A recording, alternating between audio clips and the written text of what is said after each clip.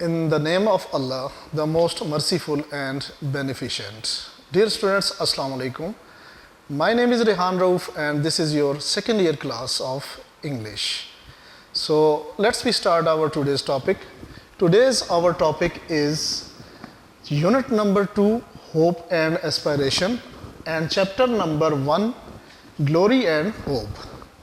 Basically, this is the speech made by Nelson Mandela. As you know that Nelson Mandela was a president of South Africa. Before this, we discussed the chapter. Let's see Nelson Mandela, about its personality. He was born in 1918 and he was an active participant of anti-apartheid movement. What was anti-apartheid movement? Apartheid was the official government policy of racial segregation, racial discrimination in South Africa.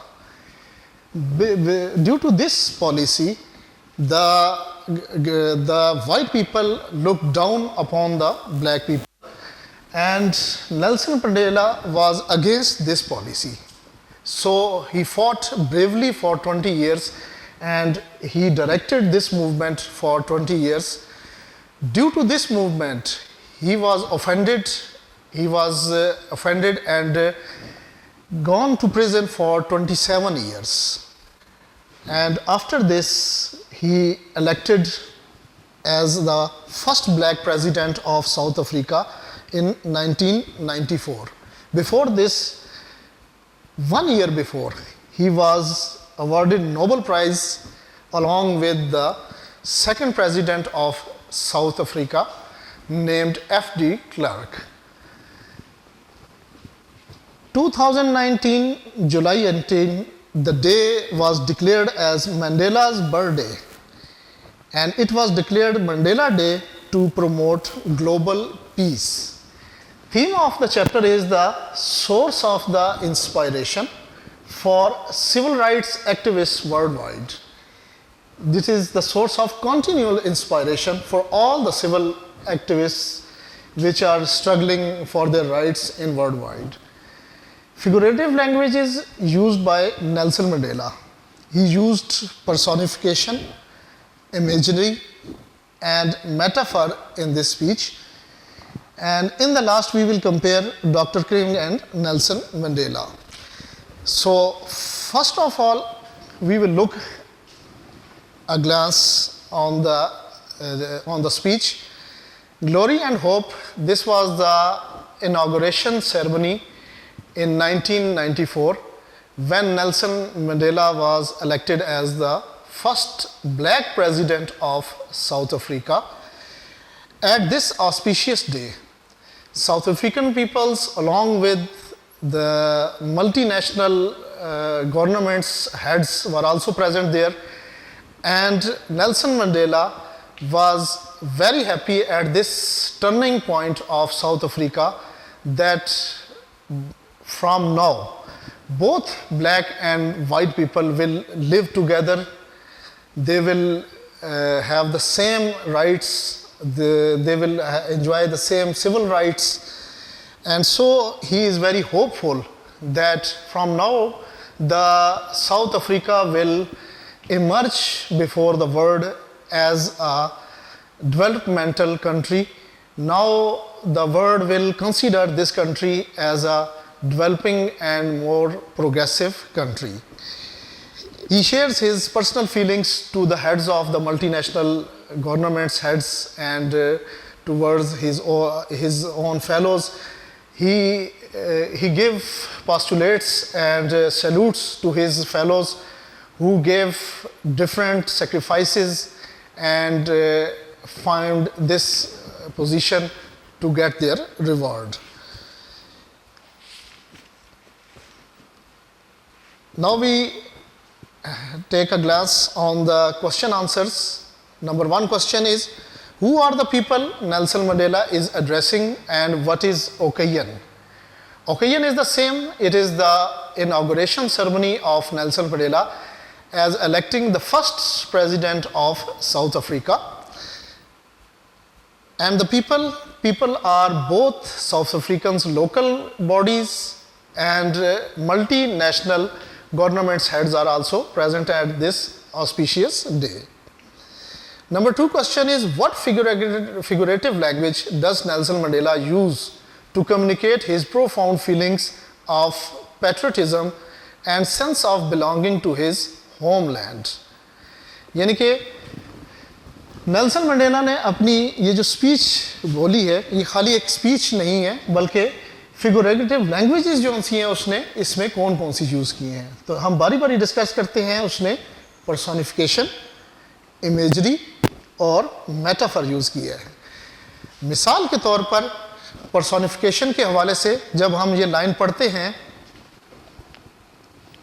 The time for the healing of wound has come. In this he used personification. See another line, humanity has taken us back to its bosom. It is another example of personification, as we know that humanity really does not have bosoms. Similarly, the example of metaphor, it is when he says the phrase rainbow nation, it is a metaphor which is used to show multicultural people living in South Africa which are living together. They are like colors in rainbow. So Nelson Mandela used this phrase, the rainbow nation.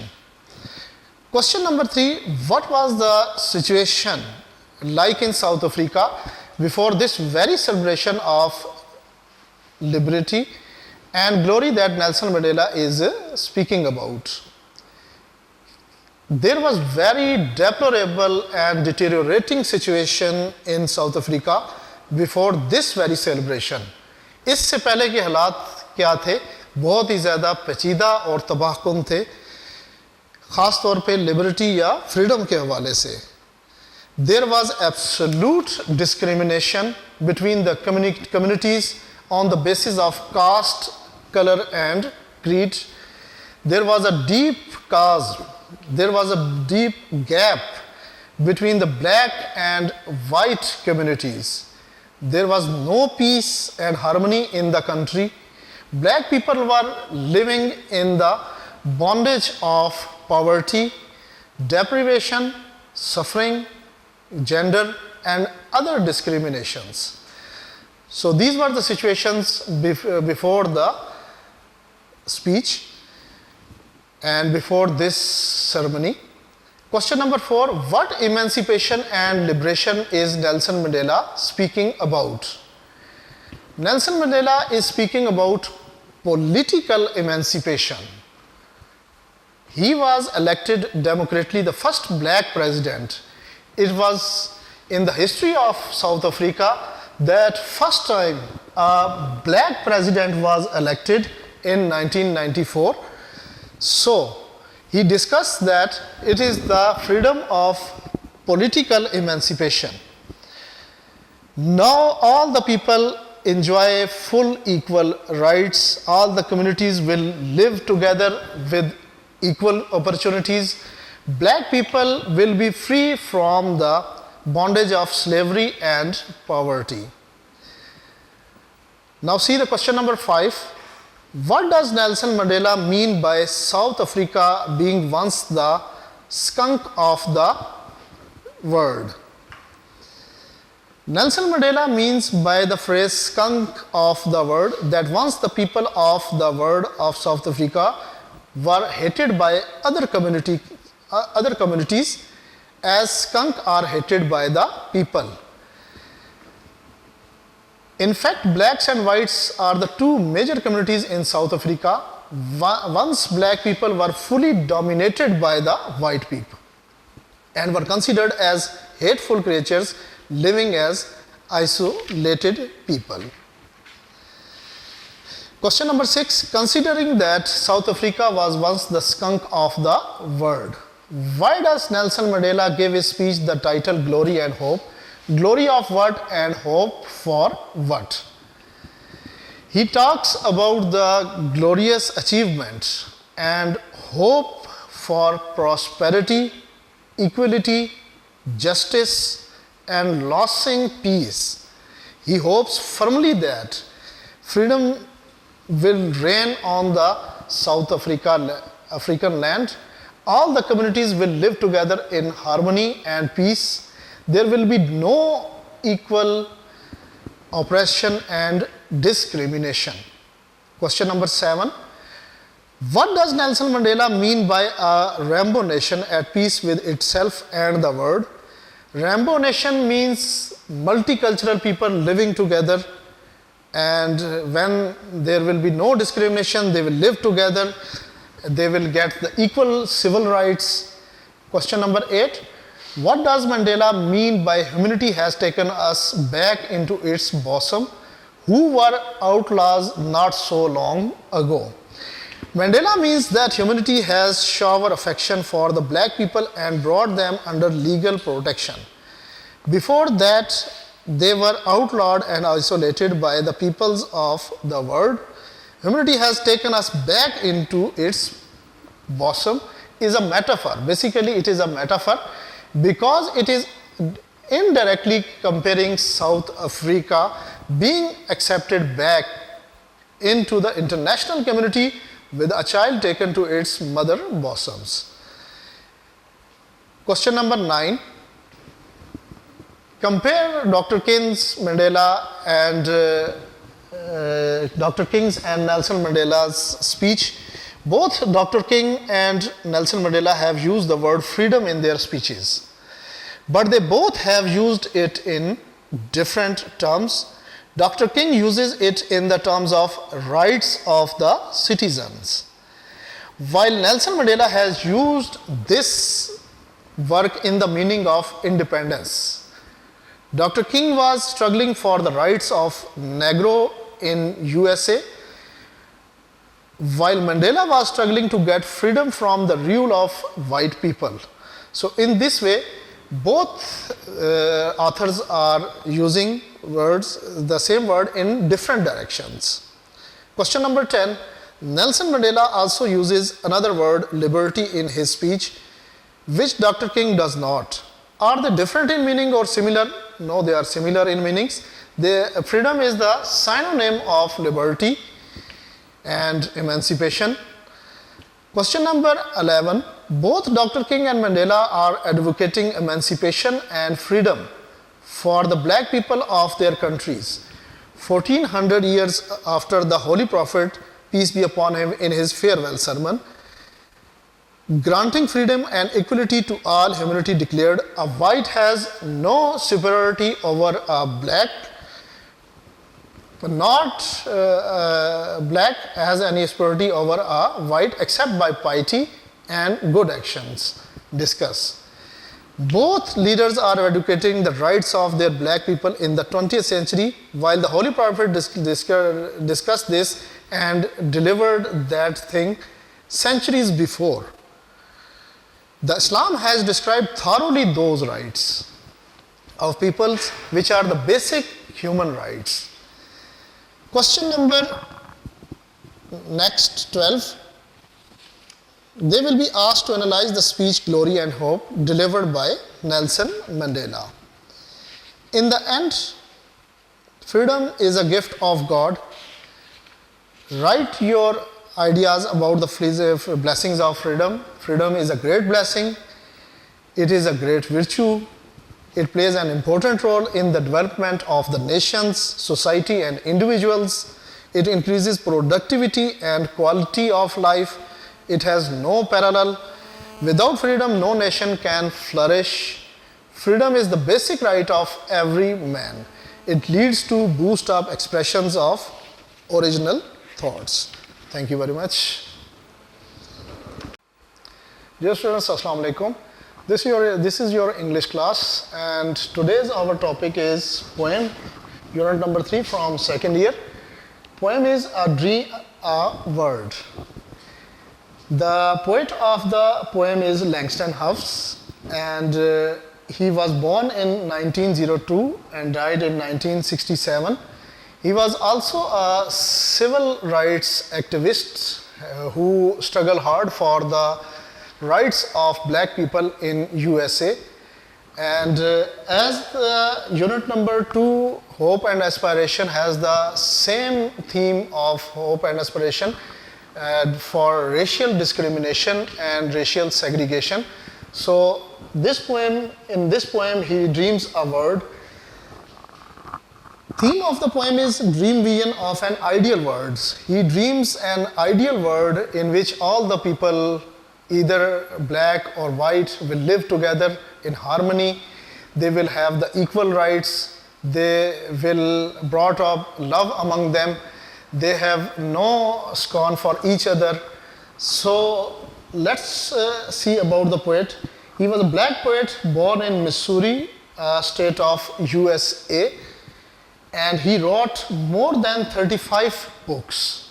Langston Hughes have the honor that he have wrote more than 35 books. So have a look at the first stanza. I dream a world where no other man will scorn. Scorn means contempt, किसी को हकीर नजरत से देखना, हकारत से देखना, नफरत करना. Where love will bless the earth and peace its path adorn. The writer says in these lines that he presents before us an ideal world which is full of perfect peace and harmony. In the ideal world, the poet, there is no discrimination among human beings on the basis of color, caste, and creed. Second stanza, I dream a world where all will know sweet freedom's way, where greed no longer saps the soil, nor avarice blights our day. The poet in these lines introduces an ideal world in which people will enjoy full freedom. Their man's soul will not be weakened by greed.